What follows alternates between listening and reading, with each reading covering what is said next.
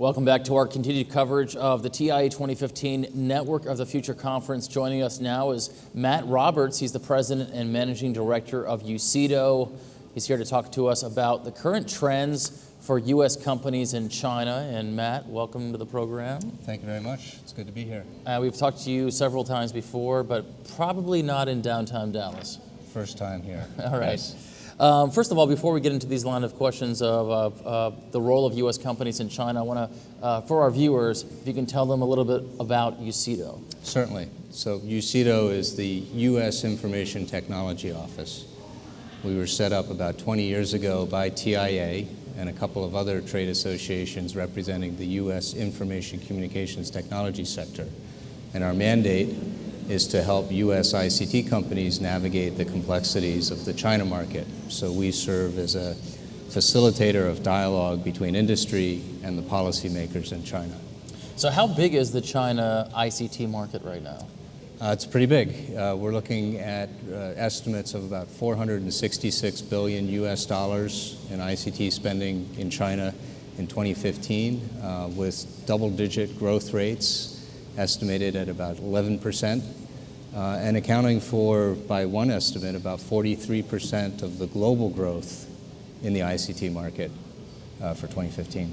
So, Matt, what are some of the key drivers that are driving these trends that are causing this ICT market to grow so fast in China? Well, part of it is you have a huge user base. So roughly 650 million internet users, 1.2 billion smart devices, smart terminals. We've got 300 million users of the Chinese equivalent of PayPal. So part of that is that scale.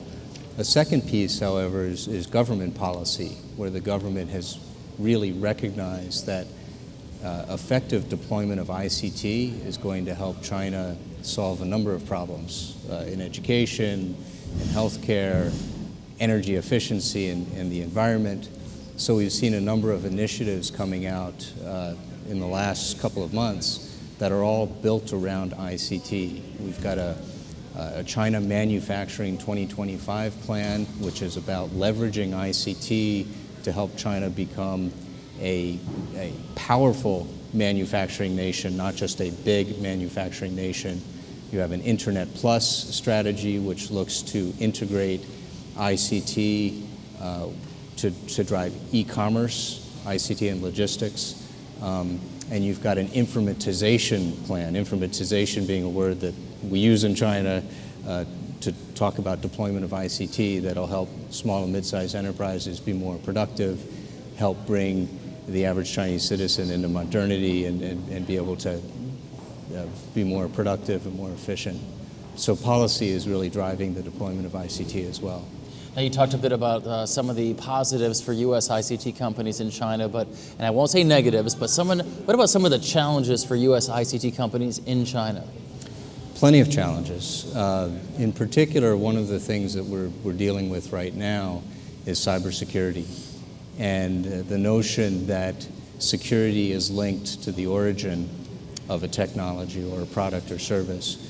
So we've seen, particularly in the last couple of years, the development of a number of policies that seek to reduce China's reliance on foreign technology and foreign ICT providers. And that's a bit troubling, a bit difficult to navigate right now. And particularly, it could be undermining some of China's own security by cutting it off from some of the leading technologies around the world. So we are certainly looking for opportunities to continue dialogue, continue engagement, and to help China be further integrated into the global ICT ecosystem. Now, of course, and talking about that integration, certainly delegations from the U.S. go to China quite a bit, and I know that Chinese delegations come here as well. What's the benefit of that?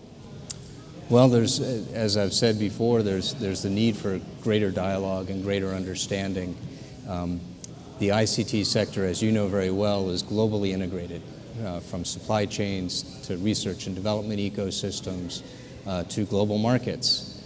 And to the extent that we can be having a better understanding of how to work well together and harmonizing our policies, we can grow a much bigger pie.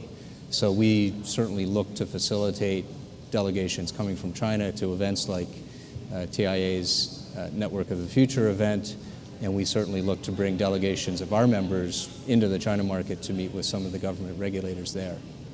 But certainly an interesting dynamic, just going back decades between China and the U.S., and I would imagine that would continue for decades to come. But it's great the work that UCITO does, and we know that you have to travel back and forth across the planet to make these things happen and come to fruition. So we appreciate your dedication, your time. Thank you very much. Thanks, Pleasure Matt. to be here. Thank you very much. And for all of our TI Now coverage at TI 2015 Network of the Future, please log on to tinow.org. So long.